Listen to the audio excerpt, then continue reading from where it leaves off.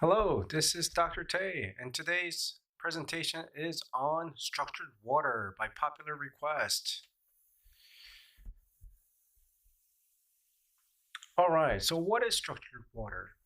I've been talking about structured water in a couple of videos ago when I did the water presentation, and some people have asked, what is structured water? And how is it different, and where do I get structured water? Well, the water that a lot of what nature gives you is structured water. For example, in this picture, you see these water coming down these rocks, and the water gets broken down to smaller pieces of water molecules. So if you ever filtered dirt on a screen, all the pebbles gets left out and the finer things goes to the bottom, right? And one might say that's structured soil, and I think that's the best way I can describe it. And in nature, as water is flowing down from river to um, smaller bodies of water, the water gets eventually structured. And so when you go to a waterfall, that water is very different from the water that is in your plumbing, because plumbing works based on the concept of water pressure, meaning that there's a lot of water here, and if you create the spigot on the bottom, because there's a lot of water pressure pressing down on it, the water pressure goes. And the water that we often drink is based on water pressure. And when water goes into that system, it creates a lot of larger clumps of aggregated water molecules together, and they're less in a hexagonal molecular structure. And this is less absorbable to plants and people and overall. And let's see. So the big question is, structured water, what is it? And how does it differ from regular water? I just explained that the water molecule structures of the H2O molecule is just fitting differently. And what are the benefits and controversies? Okay. Um, the natural occurrences of structured water, once again, I explained that it is most often found in natural, uh, in nature. And there's different ways to go about structuring the water. Sometimes when the water is hit with a lot of sunlight, it's different. So um, you have to think about two bodies of water. One from nature, two is from plumbing system. And mind you, the water that we put from plumbing, because we turn on the tap to get water, and we cook and eat with that stuff, and then we deposit it into the toilet, and that kind of gets recycled over and over and over, and therefore that form of water loses some of its natural, I guess, processes that lacks. And that type of water system, there is, how do you say, um, lacks the energy or the processes to make it more natural. Okay, now I'm just going to show you a few things. Okay, this is a website that I found. It kind of explains what I'm talking about better. Okay, so if you look at this right here, this is H2O, two hydrogen and one oxygen, and then this is a water molecule. And water molecules, they bond to a lot of other chemicals and compounds and things like that, and to form large molecular clusters.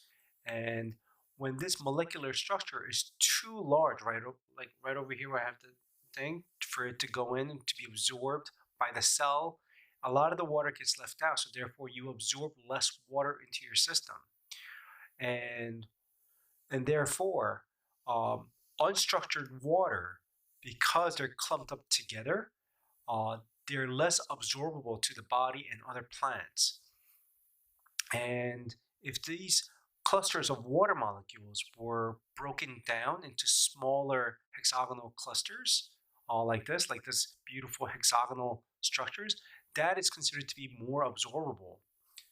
And this picture over here on the left is structured water versus unstructured water. and therefore there's more water going into a cell.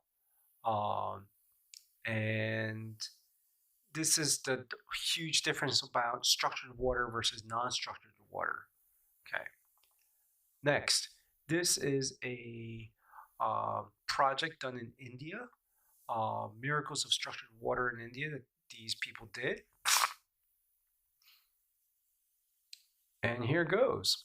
Okay, so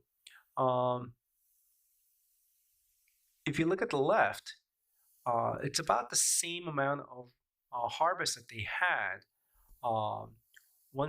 The left side was structured, the other one not so much. And the structured water plants, because they were able to absorb more water into the plant looked more robust, more healthier, and it was more crunchy, moist, spicy because it had the ability to grow to its fuller potential. Next, on the right side, the contents were smaller. According to them, at least, it tasted dry, bland, and hard.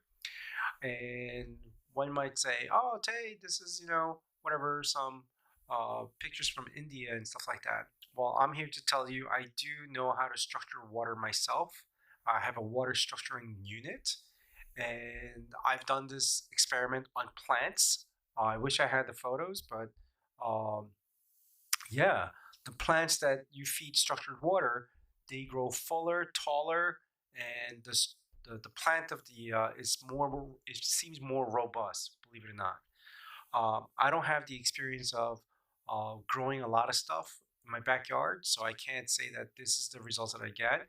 But one thing I don't have experience is that according to this study, the structured water, when you give it to plants, the insects eats less of it.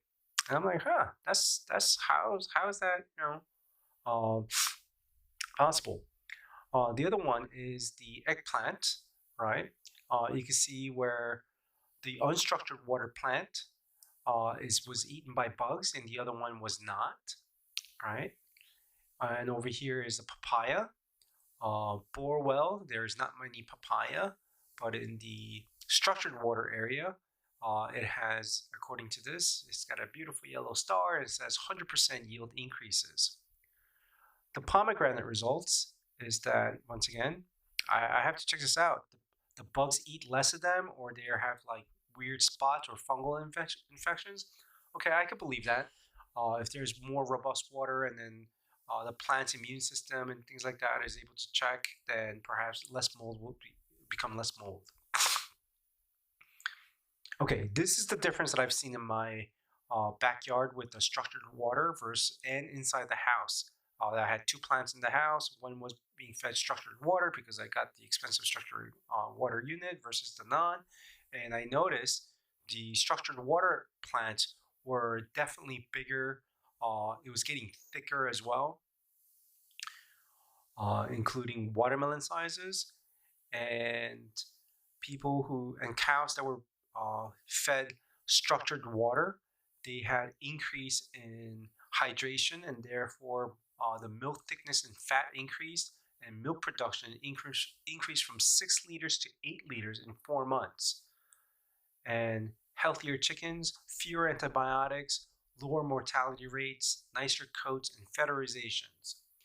And being one of those people that have drink structured water on a regular basis, I have to say it didn't resolve my acne issues completely, because I did have a history of really, really bad acne. And after changing to structured water, I did see a noticeable difference in it. Okay, now having said these things, in this video, I'm just showing you about what structured water was and what are the benefits for it and what I've seen in personal experiments. On the next video, I'll show you guys my structured water unit and how you can structure water without breaking the bank. All right, on the next video, I'll see you guys then. All right, take care. Bye-bye.